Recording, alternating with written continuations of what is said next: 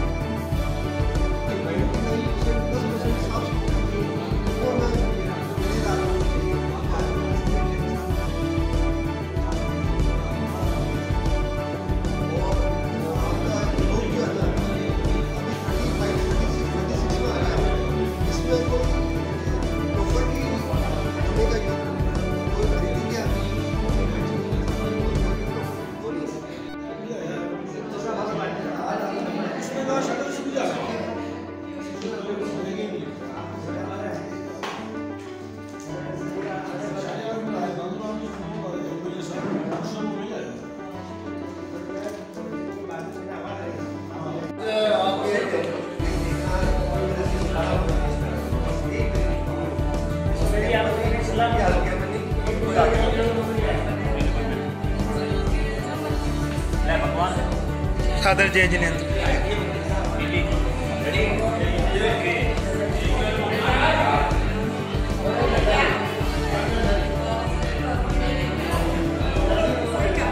हाँ, वीडियो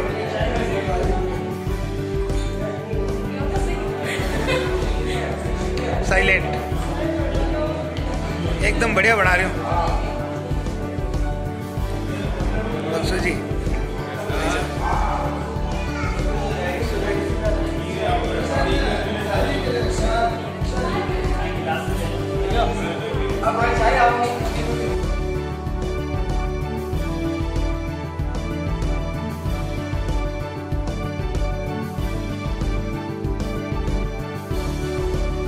महावीर भवन में वर्तमान स्थानक वासी जैन श्रावक संघ प्रेम वर्तमान सेवा समिति आसंद के तत्वाधान में 2 दिवसीय निशुल्क हस्तरेखा शिविर। आसंद कस्बे के महावीर भवन में वर्तमान स्थानक वासी जैन श्रावक संघ प्रेम वर्तमान सेवा समिति आसंद के तत्वाधान में 2 दिवसीय निशुल्क हस्तरेखा शिविर के आज दूसरे दिन गुरुवार को ब्यावर के ज्योतिषी एवं हस्तरेखा विशेषज्ञ दिलीप नाहिटा द्वारा स्वयं निर्मित विश्व की पहली हस्तरेखा मशीन के माध्यम से हस्तरेखा देखकर कस्बे वासियों की उनके आ रही समस्याओं का समाधान किया और उपाय बताया। नवभारत समाचार आसंद भीलवाड़ा से सावरमल शर्मा की रिपोर्ट।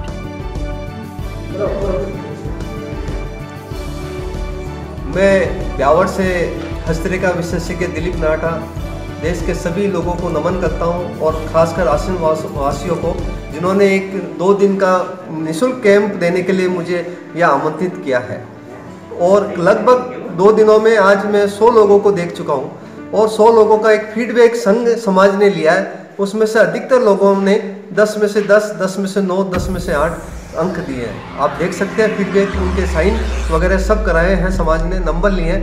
ये एक मोटिवेशन का काम मुझे करता है कि मैं एक साइंस के तरीके की जो मशीन बनाई है ये विश्वास दिलाती है कि भारतीय ऋषि मुनियों का ज्ञान सत्य था और उनका सम्मान देश के सब जगह बढ़ना चाहिए। इस विलुप्त होती विद्या पर लोग एक अविश्वास व्यक्त कर रहे हैं कि ये ज्योतिष विद्या पोंगना पंडित विद्या है, उल्लू बनाने की विद्या है। मैंने एक साइंस के तरीके से इस मशीन को डेवलप किया है और ये 100 में से 70 लोगों को भूत, वर्तमान और भविष्य की बातें सही बता रही है।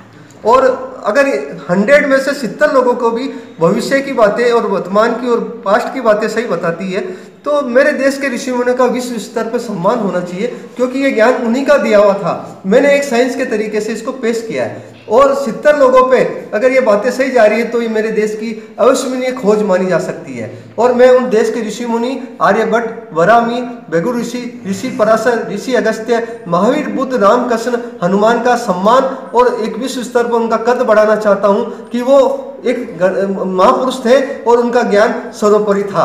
ये साइंस ये प्रदर्शित करती है और मेरे देश के ऋषि मुनियों का सत्कार भी बढ़े और संघ समाज का सत्कार बढ़े। और मैं अपने जीवन काल में जब तक श्वास है हर महीने देश भर के छोटे ग्रामीण क्षेत्र में भी और बड़े शहर में भी जाकर एक कैंप अवश्य देना चाहूँगा हर महीने, ताकि कोई व्यक्ति मेरे हाथों से स्टार बने और देश की अपने देश के कार्य में एक अहम भूमिका अदा कर पाए, मेरे देश का विकास कर पाए और भारत एक सोने की चिड़िया वापस बन पाए मेरे एक मार्गदर्शन से। जय हिंद, जय भारत। इनका नाम ले लेते हैं दोनों इस बाइट में। आज का जो ये शिविर में निःशुल्क हस्तरेखा शिविर रहा है उसमें आज है जो गुरुवार को है जो क्या क्या बातें रही?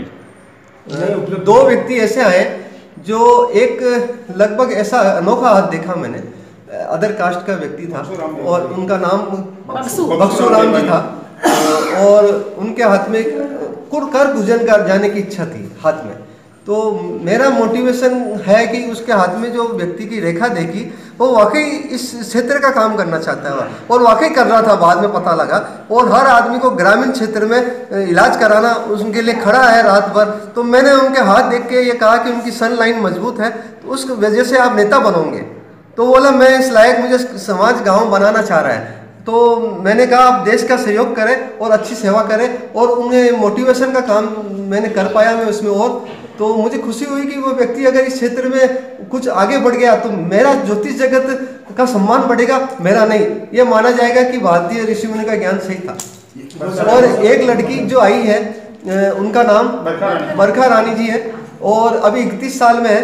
जब हाथ देखा तो उनके हाथ में ऐसी रेखा देखी मैंने कि वो कोई बड़े पद पे पहुंचने वाली है। अब बाद में पता लगा कि वो आरएस कर रही है, तो फिर मैंने तुरंत जवाब दिया या तो 31 या 32 में या 35-36 में इस क्षेत्र की वो पहली आरएस बनेगी। ये मैंने उनके लिए भविष्यवाणी की है। जय हिंद, जय भारत। मेरा उद्देश्य है देश के विकास में मैं अपने इस दायित्व को तय दिल से हृदय के अंतःकरण से निभा पाऊं और देश के मानव जाति की सेवा कर पाऊं और कोई व्यक्ति मेरे हाथ से स्टार बन के निकले, यही मेरी सोच है।